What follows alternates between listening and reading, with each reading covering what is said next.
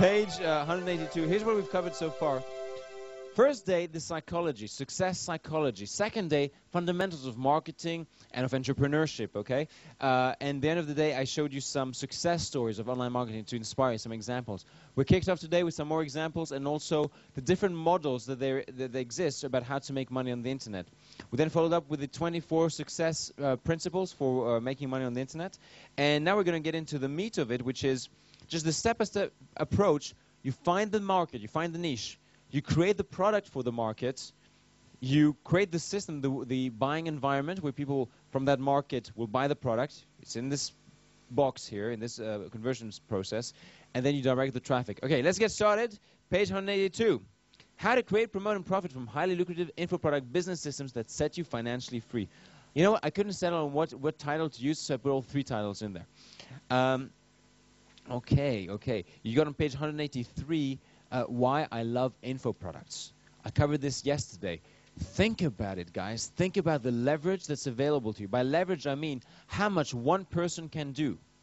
If you're exchanging your time for money, you're using no leverage. But you can now reach a market of 1 billion people from your living room, and sell to them. It's amazing. Okay, I'll let you go over this at your leisure. We covered it yesterday. Page 184, the alternatives. What about other wealth creation vehicles or avenues? Should I really devote my time to online marketing as opposed to the thousands of other money-making opportunities out there? Well, yes, says Jenny. Here's what I have to say about that. Here's my 5-minute take on it. With real estate, you're taking on a huge responsibility of paying off a mortgage month in, month out. If you don't, your property is repossessed. You have to pay taxes. You have to make sure you have tenants. You have to kick tenants out if they don't pay. You have to pay for the maintenance whenever something goes wrong. You can't sell quickly. It's not very liquid. Your investment capital is tied up. You have burdened yourself with a massive liability, the mortgage. When you have a mortgage, you actually have a liability. Who owns the asset? The bank. The bank owns the asset. You are the bank's asset. The mortgage is the bank's asset. You actually got a massive, massive liability. It's not an asset. When you get a mortgage, who's really making the money? Who's really making the money? By the way, the rich do not make their money in property. They park it there. That's what I've seen happen.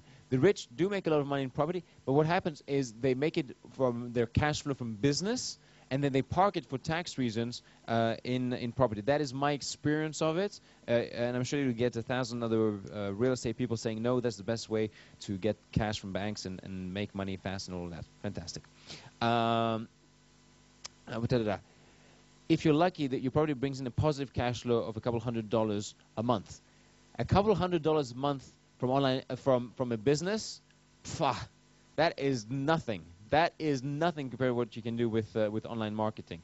I was telling someone yesterday, I think I've written up somewhere, I would rather have a crappy little website that brings in $10 a day than a whole apartment block that brings in $400 or $500 of income a month. It's just it just makes more sense to me. It just makes more financial sense to me. Stock market, volatile and risky. 90% of day traders on the stock market lose money. I'm not sure about where I picked this up. It may be false. I hope it's false. 70 to 90% of investors. One second.